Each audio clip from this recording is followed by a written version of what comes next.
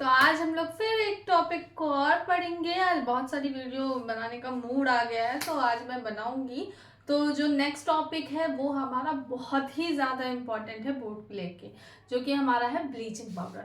अच्छा, अब जो मैं चीज़ें बताऊंगी, मैंने वो माइक और हेडफोन हटा दिया क्योंकि मेरा सर बहुत दर्द हो रहा था, मैंने निकाल दिया। आज फ्री होकर ही पढ़ाना है। अच्छा, तो अब क्या कहते हैं, याद रखना अभी जो हम लोग ब्लीचिंग पाउडर पढ़ेंगे, वो क्या ब्लीचिंग पाउडर पढ़ेंगे और वो बेकिंग सोडा पढ़ेंगे, वॉशिंग सोडा पढ़ेंगे और ये प्लास्टर ऑफ पेरिस, ये 4 टॉपिक रह गए। तो याद रखना जब इनको पढ़ते हैं तो स्टार्टिंग में इनके बारे में लिखते हैं, उसके बाद इनका क्या करते हैं, स्ट्रक्चर बनाते हैं। स्ट्रक्चर बनाने के बाद इनका केमिकल नेम लिखते हैं। केमिकल नेम लिखने के बाद ये कैसे इसका मैन्युफैक्चरिंग होता है वो लिखते हैं। रिएक्शन लिख दिया आपने और उसमें थोड़ा सा लिख दोगे कि ये मिलाने पे एक्चुअल में ये बनता है। जब ये हो जाएगा तो इसके बाद जो नेक्स्ट स्टेप होगा उसमें हम लोग पढ़ेंगे इसकी फिजिकल प्रॉपर्टी, यानी कि ये कैसा इसका कलर है, कैसी स्मेल है और बॉइलिंग पॉइंट क्या है, फ्रीजिंग पॉइंट, ये सब जो इसकी फिजिकल प्रॉपर्टी में आता है। जब फिजिकल प्रॉपर्टी पढ़ लेते हैं तो उसके बाद हम लोग पढ़ते हैं केमिकल प्रॉपर्टीज। ठीक है, केमिकल प्रॉपर्टीज जैसे हम लोग पढ़ लेंगे तो फिर हम लोग यहाँ पर सीधे इसके यूजेस के बारे में बात करेंगे। तो कुछ पॉइंट्स है तुम लोग को मैं क्लियर कर दे रही हूँ। अगर आपको अच्छे नंबर गेन करने हैं बोर्ड में तो ये जो 4 टॉपिक हैं, bleaching powder, baking powder, baking soda और वॉशिंग सोडा एंड लास्ट में जो प्लास्टर ऑफ पेरिस है, इनमें स्टार्ट में इंट्रो दोगे, फिर इसकी मैन्युफैक्चरिंग, इंट्रो देने के बाद इसका जो है केमिकल नेम बताओगे। ठीक है, केमिकल नेम बताने के बाद इसका स्ट्रक्चर बनाओगे।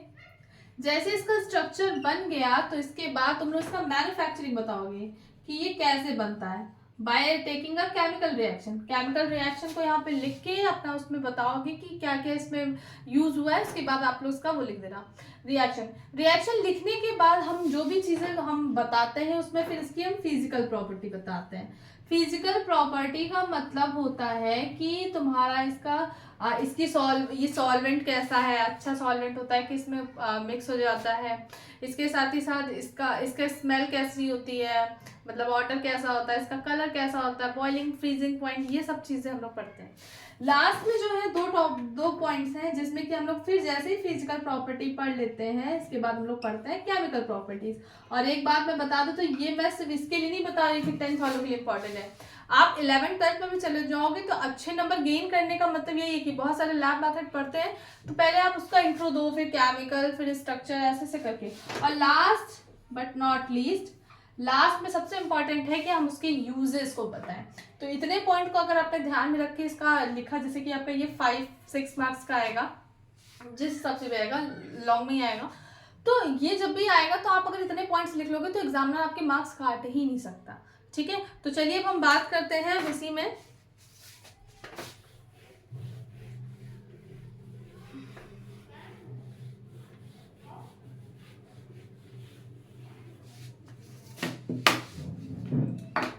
ओके, सो अब अगर इसके इंट्रो की बात करें तो पहली चीज तो याद रखना, bleaching powder is not a single compound. याद रखना ब्लीचिंग पाउडर कोई सिंगल कंपाउंड नहीं होता है, it is a mixture of several compound. इसके अंदर बहुत सारे सेवरल कंपाउंड होते हैं, लेकिन अगर मैं बात करूं जनरल रिप्रेजेंटेशन की ऑफ ब्लीचिंग पाउडर तो वो जनरली जो है हमारा CaOCl2 में लिखा जाता है, यही वाला ब्लीचिंग पाउडर हम लेते हैं।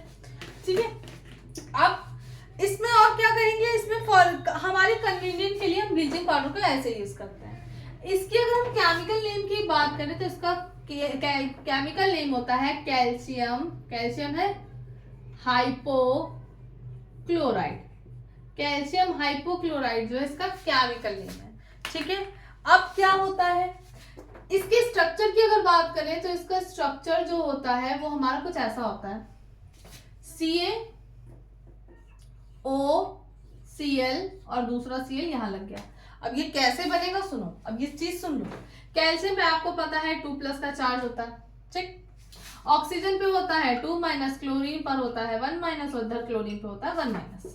अब ऑक्सीजन को 2 चीजें चाहिए, कैल्शियम को भी 2 चीजें चाहिए, पर क्लोरीन का एक में काम बन जा रहा है। तो अब ये क्या करेगा, ये कैल्शियम इससे कहेगा भैया ऑक्सीजन तुम हमको दे दो क्योंकि तुम इलेक्ट्रोनेगेटिव हो, ज्यादा इलेक्ट्रोनेगेटिव हो। अगर एग्जाम याद हो, फोन याद है, FON के बाद क्या होता है, सबसे इलेक्ट्रोनेगेटिव हमारा फ्लोरीन होता है, सबसे ज्यादा इलेक्ट्रोनेगेटिव फ्लोरीन होता है, ऑक्सीजन फिर नाइट्रोजन के बाद क्लोरीन आता है। तो ज्यादा इलेक्ट्रोनेगेटिव यहाँ पर और पावरफुल कौन है, ऑक्सीजन। तो वो निगेटिव किसके साथ, पहले किसको हाके, जो ज्यादा निगेटिव है उसी को वो तो ज्यादा हाके पॉजिटिव के पास आने का, तो इसके साथ बॉन्ड बना लिया। अब इसको एक और चाहिए, तो अब ये कैल्शियम क्या करेगा, इसके साथ करेगा, कैल्शियम का अपना काम खत्म। अब बचा है ऑक्सीजन और क्लोरीन। तो मैंने तुम लोग को एक चीज बताई थी, फॉर्म के अकॉर्डिंग देखोगी तो जो ज्यादा इलेक्ट्रोनेगेटिव है वो अपने अंदर प्रॉपर्टी ले लेगा कि भाई मैं नेगेटिव बन जा रहा हूँ, तू जो है पॉजिटिव बन जा। और वो बेचारा वीक, तो वो क्या करेगा, ठीक है भैया तुम ही हमें पॉजिटिव बना दो, तुम नेगेटिव बन जाओ। तो अब इसने क्या किया, इस ऑक्सीजन को क्या किया, नेगेटिव बनने दिया। तो ये अब ये पॉजिटिव की तरह इसके अकॉर्डिंग वर्क करेगा, तो ये दोनों आपस में बॉन्ड बनाएंगे। सो अब समझ में आया कि ये ऐसे स्ट्रक्चर इसका कैसे बना, ठीक है, क्लियर, समझ में आ गया। चलो अब हम इसकी बात करते हैं कि कैसे इसकी क्या रिएक्शन होती है, कैसे बनता है, ठीक है। तो अब इसकी बात करते हैं प्रिपरेशन।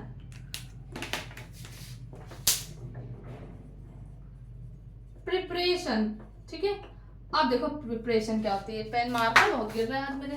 प्रिपरेशन में क्या होता है, it is prepared by passing chlorine gas over dry slaked lime.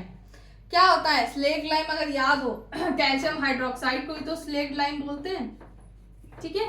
और कैल्शियम हाइड्रोक्साइड यानी कि स्लेक्ड लाइम में जब हम क्लोरीन गैस पास करते हैं तो ये बना देता है हमारा CaOCl2 प्लस क्या बनेगा, बताओ जल्दी बताओ, यहाँ पे बनेगा H2O, ठीक है।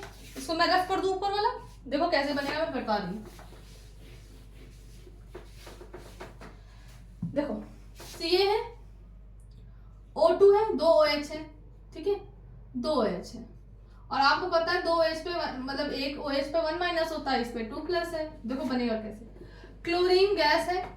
अब क्लोरीन को अगर अलग अलग तोड़ोगे तो यहाँ पे क्या होगा, -1 रहेगा। तो ये क्या करता है, कैल्शियम क्या करता है, इस एक ऑक्सीजन को ले लेता है और इसको बना देता है, क्योंकि अगर तुम्हें याद हो तो ये इसका एक ऑक्सीजन लेके क्या बना देता है, CaOCl2, ठीक है, CaOCl2 यानी कि ये दोनों क्लोरीन गैस को यहाँ से ले गया और एक ऑक्सीजन को ले गया, ठीक है, क्योंकि वो उसको ऑक्सीजन चाहिए तो ऑक्सीजन को बैलेंस करने के लिए एक क्लोरीन और एक्स्ट्रा लेनी पड़ेगी, ले लिया। अब इसके बाद बचा ही क्या हमारा OH और H, तो क्या बचा H2O। बात समझ में आई कि नहीं, क्लियर हो गया, समझ में आया कि नहीं। देखो Ca 2 OH है, कैल्शियम ने एक ऑक्सीजन लिया एक क्लोरीन लिया, तो ऑक्सीजन को बैलेंस करेंगे, अभी स्ट्रक्चर बताया था, एक क्लोरीन और लग जाएगी, बताया था ना, बन गया। और वाटर क्या, वाटर ही तो बचा, OH और एक H बचा, क्या बना H2O, ठीक है। प्रिपरेशन समझ में आ गई, ठीक है। अब इसकी हम क्या करते हैं, फिजिकल प्रॉपर्टी की डिस्कशन करेंगे। फिजिकल प्रॉपर्टी क्या होती है, सुनो। फिजिकल प्रॉपर्टी का मतलब हम इसकी बात कर रहे हैं हिंदी में भौतिक गुण की, और केमिकल प्रॉपर्टीज का मतलब हम बात कर रहे हैं इसके रासायनिक गुण की। स्ट्रक्चर का मतलब इसकी संरचना की बात कर रहे हैं, प्रिपरेशन का मतलब बनने की विधि, ठीक है। सारी चीजें हिंदी में बता दी हैं। अब क्या होता है, प्रॉपर्टीज कैसी होती है, तो देखो याद रखना, प्रॉपर्टीज जो होती है ब्लीचिंग की, it is a colourless white powder. Bleaching powder सबने देखा है कलरलेस होता है, व्हाइट कलर का होता है, which give the strong smell of chlorine. किसी ने रिन वाला ब्लीचिंग खोला होगा तो जैसे ही खोलते इतनी तगड़ी सी इतनी स्ट्रॉन्ग स्मेल आती है क्लोरीन की, हम लोग नहीं स्मेल कर सकते क्योंकि इसमें क्लोरीन की क्या होती है, बहुत ही स्ट्रॉन्ग स्मेल आती है, ठीक है। अब हम बात करते हैं इसकी केमिकल प्रॉपर्टी की। तो हम पहला ब्लीचिंग पाउडर की रिएक्शन कराएंगे, रिएक्शन विथ एसिड्स, ठीक है।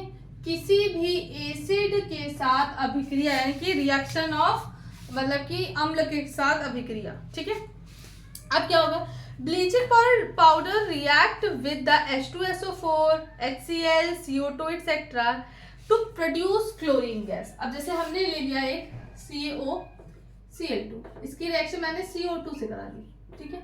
तुमने बोला ना कि CO2 से भी कराएंगे तो क्या होगा। अब ये तुम खुद देखो ये क्या बन रहा है, CO2 है, एक ऑक्सीजन बना के कार्बोनेट नहीं बना देगा, क्योंकि तुम्हें चुपचाप से क्लोरीन गैस निकालनी, तो Cl2 अलग निकाल दो, बाकी जो बनेगा जोड़ दो। CaOCl2 डाइल्यूट HCl से रिएक्शन करेगा तो क्या बनाएगा, यहाँ पे बनाएगा, क्या बनाएगा बताओ, जल्दी से बताओ। बताओ। अरे हमें हाइड्रोक्साइड दिख रहा है, CaOH का होल ट्वाइस, और क्या बना देगा, Cl2 गैस निकाल देगा। ठीक है, H2SO4 से रिएक्शन करेगा तो क्या बनाएगा, CaSO4। भाई बहुत सिंपल है, देखो CaSO4, और ये क्या बना देगा, यहाँ पर क्लोरीन ही गैस निकलेगी। अब ऑक्सीजन आपको बैलेंस करना है, ये मत सोचना कि एक ऑक्सीजन अलग निकल रहा है। अच्छा हाँ, एक चीज बताना चाह रहे थे, एक्चुअली में पता है ये एक्शन कौन करता है ब्लीचिंग पाउडर में। देखो एक्चुअल में ब्लीचिंग पाउडर का फॉर्मूला होता है CaOCl2, और याद रखना जब भी इसकी किसी चीज से रिएक्शन कराने लगते हैं तो ये यहाँ पर बना देता है CaCl2, और ये जो है ये एक नवजात ऑक्सीजन होता है। इंग्लिश में अभी आज बताओ, इंग्लिश में नहीं याद आ रहा, ठीक है। और यही क्या होता है, ये जो नवजात ऑक्सीजन होता है, जो अलग से ऑक्सीजन होता है, यही तो ऑक्सीडाइजिंग एजेंट की तरह वर्क करता है। यही तो एक ब्लीचिंग एजेंट होता है जो कि किसी भी चीज को ऑक्सीडाइज करके उसको ब्लीच कर देता है। तो ये इसका रोल होता है इस ऑक्सीजन का। यानी कि तुमने ऐड सुना होगा वैनिश, वैनिश में क्या होता है, ऑक्सीजन के ऑक्सीडेंट है, ऑक्सीजन की इसमें मात्रा ज्यादा है, तो वो यही करता है, ठीक है, वैनिश कर देता है। अब बात क्लियर, ठीक है। Chlorine gas liberated act as the bleaching agent, oxidising agent and disinfectant. याद रखना यहाँ पर क्लोरीन गैस जो निकलती है वो क्या होती है, डिसइंफेक्टेड होती है। अच्छा देखो, बहुत जगह पे ऐसा बोला गया है कि ये होती है, बहुत जगह पे ऐसे भी बोला गया है कि ये कैल्शियम का ऑक्साइड हो जाता है, ये कैल्शियम का ऑक्साइड हो जाता है। यहाँ पर फ्लोरीन जो होती है वो नवजात हो जाती है, और फ्लोरीन ही यहाँ पे ऑक्सीडाइजिंग एजेंट की तरह वर्क करती है, ठीक है। तो अब अपने हिसाब से अब यहाँ पर हम बात करते हैं इसकी यूजेस की। अब इसके यूजेस क्या है, सुनो मेरी बात।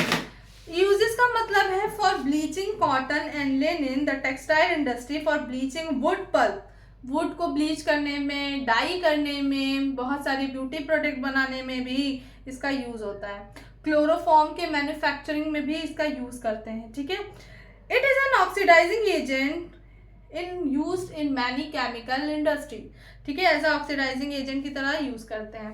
अब आपको पता है क्लोरीन एक डिसइंफेक्टेड होता है, तो इसको जर्म्स को मारने के लिए, इसको हटाने के लिए भी क्या करते हैं, इसको यूज करते हैं, ठीक है। और अच्छे से पढ़ाई करते हो, किसी को कोई प्रॉब्लम हो तो डिस्कस कर सकते हो। किसी तरह से बच्चा डिस्ट्रैक्ट बिल्कुल मत होना, क्योंकि आजकल डिस्ट्रैक्शन करने के लिए इवन आपके दोस्त भी आपको डिस्ट्रैक्ट करने के लिए आगे हैं। अब जैसे ना कि अपना नहीं पढ़ेंगे, अपना वो पढ़ते हैं ऐसा नहीं है, वो अपना अलग पढ़ते हैं, आपको डिस्टर्ब करते हैं, आपके एनवायरनमेंट को डिस्टर्ब करते हैं। तो याद रखना, ऐसे दोस्त बनाओ जो तुम्हारे लिए फेवरेबल हो। ऐसे नहीं कि पार्टी करने जा रहे हो, घूमने जा रहे हो तो वो बहुत अच्छे दोस्त हैं, नहीं, जो तुम्हें सलाह अच्छी दे, जो तुम्हें तुम्हारे लिए अच्छे बनने के लिए जो तुम्हारी हेल्प करे, वही एक अच्छा दोस्त होता है, ठीक है। तो इस चीज़ को ध्यान में रखना। और दूसरी चीज़ हम ये भी बताना चाहेंगे कि अब तुम लोग थोड़ा मतलब इस समय बस अब ये टाइम आ गया है पढ़ाई का, ठीक है, क्योंकि अगर अभी सितंबर से तैयारी नहीं करोगे, अभी बर्डन भी कम है, तो अभी तैयारी कर लो, क्योंकि अभी अक्टूबर की बात करें तो जितने ज़्यादा फेस्टिवल्स हैं उसी में निकल जाएगा। और मैं ये नहीं कहूँगी कि फेस्टिवल दिवाली ना सेलिब्रेट करो, पढ़ाई करो, ऐसा कुछ नहीं है, इंजॉय भी करो, बट कहते हैं ना कि बहुत ज़्यादा नहीं इन्वॉल्व, पढ़ते भी रहो, बहुत ज़्यादा प्रेशर लेने की जरूरत नहीं, स्मार्टली वर्क करना है आजकल के टाइम में, ठीक है। तो अच्छे से पढ़ाई करते रहो, और किसी को कोई भी प्रॉब्लम हो तो बिल्कुल पूछ सकते हो। I hope you like it, और वीडियो अच्छी तरह से समझ में आया हो। तो नेक्स्ट वीडियो में हम लोग मिलते हैं, जो नेक्स्ट वीडियो होगी उसमें हम लोग बात करेंगे बेकिंग सोडा की, उसके केमिकल फॉर्म को समझेंगे, उसमें यूजेस जानेंगे, और इसकी केमिकल प्रॉपर्टीज को भी समझेंगे। ओके, तब तक के लिए बाय बाय, गुड नाइट।